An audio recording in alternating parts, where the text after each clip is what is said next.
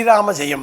యోగులు మహాయోగులు భారతదేశంలో అనేకులు, తెలుగునాట అసంఖ్యాకం. అందులో ఆదోని లక్ష్మమ్మ ఒకరు. ఆదోని లక్ష్మమ్మ వారికి సంబంధించిన మహారథోత్సవం ఈనాటి విశేషం. యోగం అంటే రెండింటి కలయిక, యుగ్మము అంటాం కదా. జీవుడు ఈశ్వరుడు వేరుకారు, ఇరువురు ఒక్కరే అనే అద్వైత ఆధ్యాత్మిక జ్ఞానం పొందిన వారంతా యోగులు, యోగినులు. అందులో ఆదోని లక్ష్మమ్మ ఒకరు.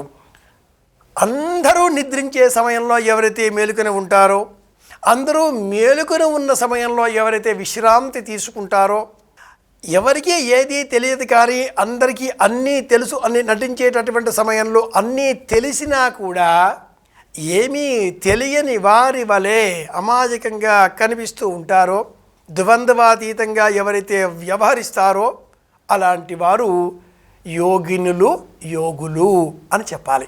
ఈనాటి కాలంలో కాషాయ వస్త్రం ధరించిన వారంతా యోగులు, యోగినులుగా మనం గుర్తిస్తున్నాం. జటిలో ముండి కుంచిత వేష ఆదిశంకరుల వారు ఎలాంటి వారు ఈ లోకంలో యోగులుగా, యోగినులుగా గుర్తింపబడుతున్నారో వ్యంగ్యంగా తెలియజేశారు. అదే క్రమంలో విశ్వదాభిరామ వినురవేమ అంటూ లోకానికి నీతి చెప్పినటువంటి మహానుభావుడు వేమన కూడా తలలు బోడులైన తలపులు బోడులా అంటూ వివరించాడు. తలపులు, ఆలోచనలు. కాషాయ వస్త్రం ధరించినంత మాత్రాన యోగులు, యోగినులుగా మనం గుర్తించే అవసరం లేదు. నేను చెబుతున్నాను, నేనే చెబుతాను అంటూ అహంతో ఎవరైతే కనిపిస్తారో అలాంటి వారు వస్త్రం ధరించిన పండితులు అవుతారు. జ్ఞానం కలవారిగా మనం గుర్తించే అవసరం లేదు. వారు పండితులు, విద్వత్తత గల విద్వాంసులు. పాండిత్యం వేరు, జ్ఞానం వేరు. జ్ఞానం ప్రశాంతతను అనుసరించి ఉంటుంది. తెలుగు రాష్ట్రంలో, ఉభయ రాష్ట్రాలలో కర్నూలు, కడప, ఆదోని ఈ ప్రాంతాలకు సంబంధించి ఆంధ్రయోగులు అనే గ్రంథాన్ని ఆచార్య బిరదరాజు రామరాజు గారు 2 సంపుటాలలో మనకు తెలియజేసి ఉన్నారు. ఆదోని లక్ష్మమ్మ గారి చరిత్ర అందులో అత్యంత రమణీయంగా అక్షరబద్ధం చేయబడి ఉన్నది. వివరంగా చెప్పడం కంటే చదివి తెలుసుకునే ప్రయత్నం చేసే క్రమం మేలైన అంశం అవుతుంది. ఒక్క వ్యక్తి జీవితం తెలియాలి అంటే ఒక గ్రంథాన్ని చూడాలి. వారి జీవితం అలా అనుకున్నప్పుడు ఆ జీవితం పట్ల ఉండే మలుపుల పట్ల ఉండే వాస్తవికత పట్ల ఉండే విషయాసక్తి మనలో పెరిగితే తత్వజ్ఞానం పట్ల అనుశీలన తగ్గుతుంది. తత్వజ్ఞానం కావాలి అనుకునే వారికి మట్టుకు వారి వ్యక్తిగత జీవిత చిత్రణ కంటే తత్వం అంటే ఏమిటో తెలుసుకోవాలి, అభిలాషనే పెంచే ప్రయత్నం చేయాలి. మూలం పూర్ణమదః పూర్ణమిదం పూర్ణాత్ పూర్ణముదచ్యతే పూర్ణస్య పూర్ణమాదాయ పూర్ణమేవావశిష్యతి. ఎప్పుడూ నిశ్శబ్దంగా ఉండే, అసలు మాట్లాడనటువంటి, చాలా అల్పంగా మాట్లాడేటటువంటి, తన పని తాను చేసుకున్నటువంటి, అందరిలో కూడా మానవశక్తి ఉంది అని బోధించేటటువంటి లక్ష్మమ్మ గారి బోధనలు మనం ఒకసారి జ్ఞాపకం తెచ్చుకుంటే నీ పని నువ్వు చెయ్యి, పరమాత్ముడు సంతోషిస్తాడు. పరమాత్ముడి సంతోషం కోసం నీవేమీ చెయ్యకు. ఇది మూలమైన బోధ. ఎవరి కోసమో మనం ఏ పని చేయనవసరం లేదు.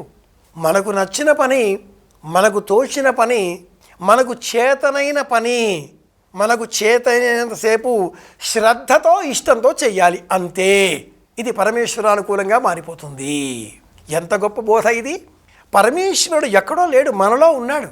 మనం చేసే ప్రతి పనిని పరమేశ్వర శక్తి గమనిస్తూనే ఉంటుంది. వేదములను, పంచభూతములు, ధర్మము, సంధ్యజు, అంతరాత్మగించముడును, చంద్రసూర్యులు, అహంబును, పదార్థములు. శకుంతల దుష్యంతుడితో చెప్పే బోధ కదా నన్నయ్య గారు మహాభారతం ఆదిపర్వంలో శకుంతలోపాఖ్యానంలో చెప్పినటువంటి విశేషం కదా. నాకు తెలియదు అంటావా, 18 శక్తులు నిన్ను ఎప్పుడు చూస్తూ ఉంటాయి అంటూ శకుంతల ఆ దుష్యంతుడిని ఇలా ప్రబోధం చేస్తూ దాంపత్య ధర్మాన్ని తెలియజేస్తుంది కదా. అంతరార్థంగా ఇక్కడ మనం స్వీకరించే తత్వం ఏమిటి అంటే, మనం ఏ పని చేసినా, ఏ పని చేస్తున్నా అంతరాత్మ చూస్తూనే ఉంటుంది. మీరు మీ అంతరాత్మ దృష్టిలో, ఆంగ్లంలో సర్వేలెన్స్ అంటూ ఉంటాం, అందులో ఉన్నారు, మనమంతా ఉన్నాం. ఇది మర్చిపోయి ప్రవర్తించకూడదు. ఇది నిజమైన గురుబోధ. తత్వమసి అనేటటువంటి ఆ వేదాంత శబ్దానికి ఉపనిషద్ మహావాక్యానికి పరిపూర్ణమైన తత్వజ్ఞానం, నన్ను నేను తెలుసుకోవడం. చేతికి దెబ్బ తాకింది అంటాం, నాకు దెబ్బ తాకింది అనం కదా. కంటికి చూపు మందగించింది అంటాం, నాకు చూపు లేదు కదా అంటాం, అనం కదా.